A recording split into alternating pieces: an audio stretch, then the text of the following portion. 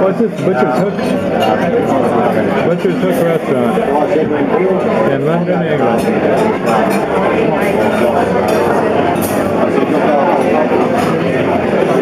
Place had terrible fish and chips, in my opinion. We're walking out to the place where they executed Braveheart. This is in the Smithfield area of London. And these are folks that we met. They're from Texas. He's a ham.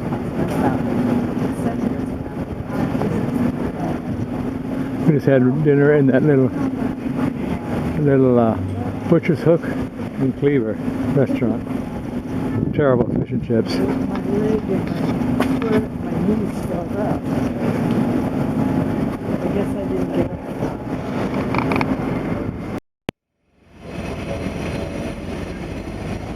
We went on the tour on the boats. We just down the Thames River here in London.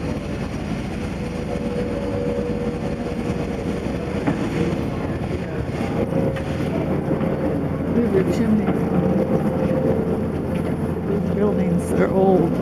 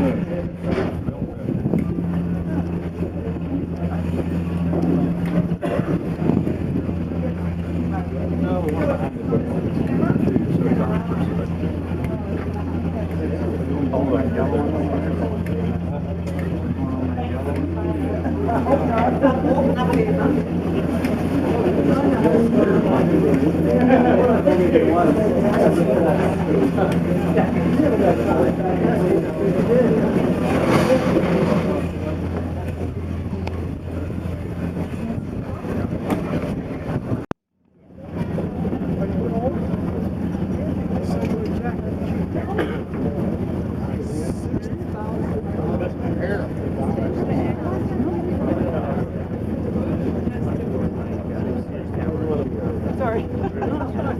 W and they did it to us. Oh, that's my photo. Take a picture of people putting India. Oh, what's that white mountain in the distance?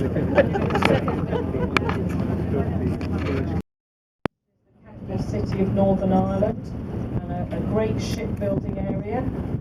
This ship had more luck than its sister ship, the Titanic, built in the Safe Harbour de Wolfe Yard. She saw very active service in World War II. Then she ended up in Korea, the Korean War, and was a bit of a wreck. She was salvaged and she's brought back here now as a living museum of how life was in the Navy, in the Royal Navy, during the Second World War. The short answer being pretty grim, actually. Those cannons that you see at the front, the arms can fire up to 38 miles away. I'm going to tell you about the Shard, the rather tall tower on the return journey, but it is 1,017 feet high and it is Europe's tallest tower at the moment. I think I'm going to concentrate on what we have on the right-hand side. If you look at the building with a little string of white lights, it's a building of yellow with lots of arches and what looks like a dolphin on the top. That's Billingsgate Fish Market that closed 30 years ago. It's now a really upscale party venue, very busy during the Olympics last year, the French Olympics. Michael Caine, the movie actor, his father was a fish porter there. They used to carry fish on their heads, used some rather colourful language, but the market had to move, except in our old dockland area now, still 5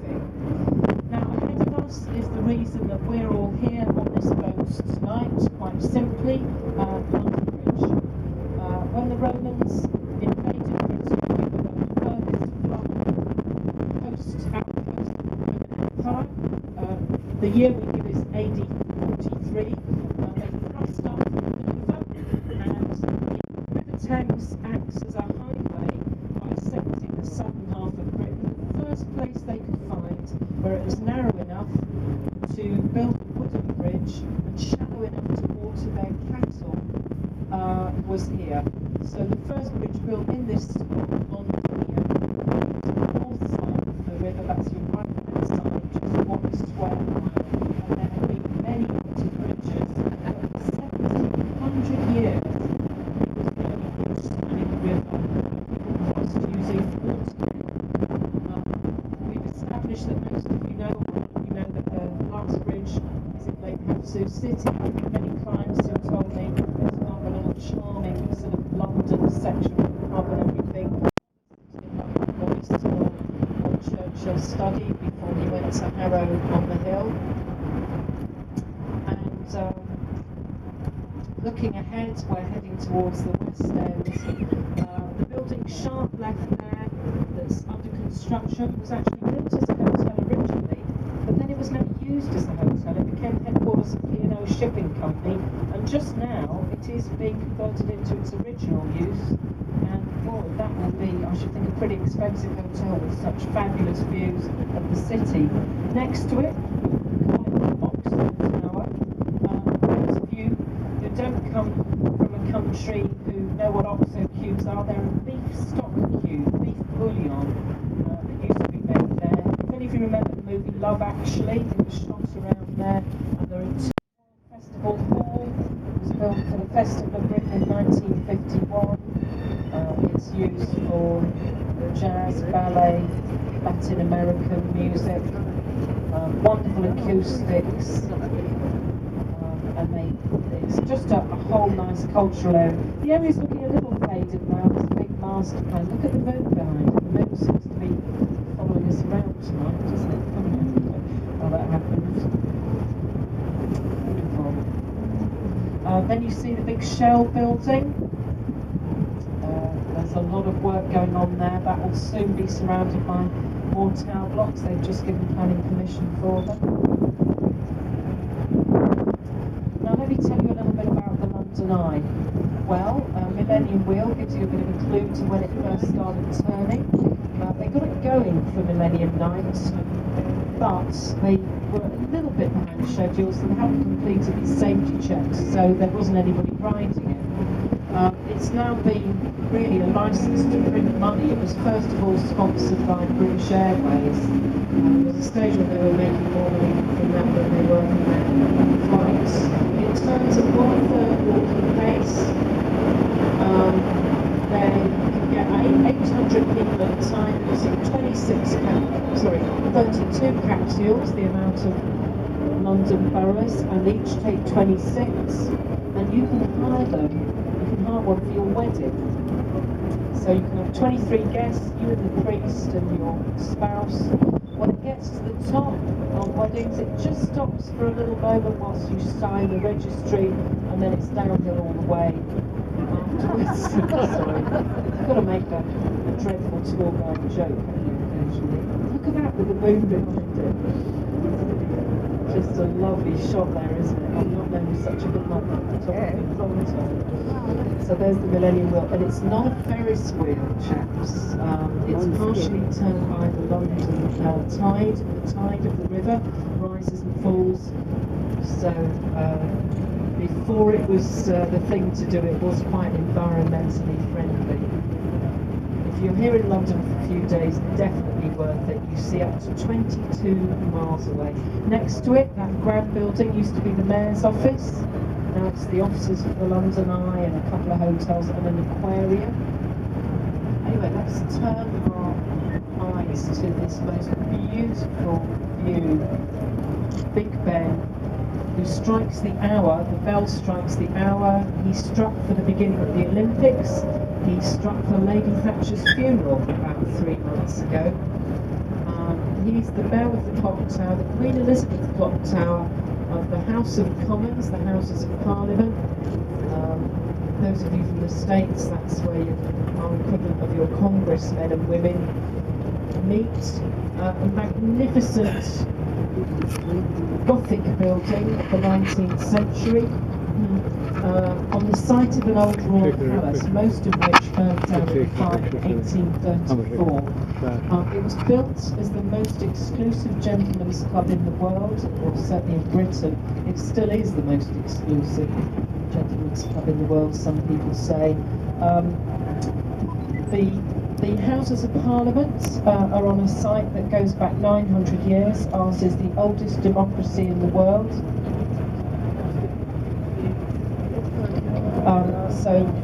You know, wherever you're from on this boat, your system would be based on ours. We date it back to the year 1265. It comes from the French parler, tout. So we have the Commons this end, the 650 elected members, where the flag's flying. That's the Victoria Tower of the House of Lords, often known as the nicest old folks home in Britain, really. They get a cup of tea, they keep warm. We don't pay them, they're volunteers, they don't need paying really. They can claim £300 a day's expenses plus their overnights. And there are 785 people entitled to sit in the Lords at the moment. They'd be the equivalent to the Senate, the upper house. They're all on holiday at the moment. They come back for about 10 days in September, off they go again. They have their party conferences, and then they get back in October. But that building is riddled with mice. I can tell you that from personal experience. We're starting to race them, you know. Occasionally we do tours in there, you know, and it needs closing and it needs completely redoing to take this legislation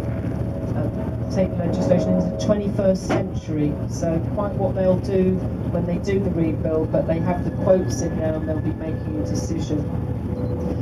Now, Lambeth Bridge ahead of us, and you'll see if you look right, there's the profession of nursing. She took her nurses out to the war we had with Russia. She was really strict, any hanky-panky or drinking, and they were on the next boat home. And it's a very fine National Health Hospital there on the right, badly bombed in World War II. You see the old blocks there to the right, you also see the new wing. So looking back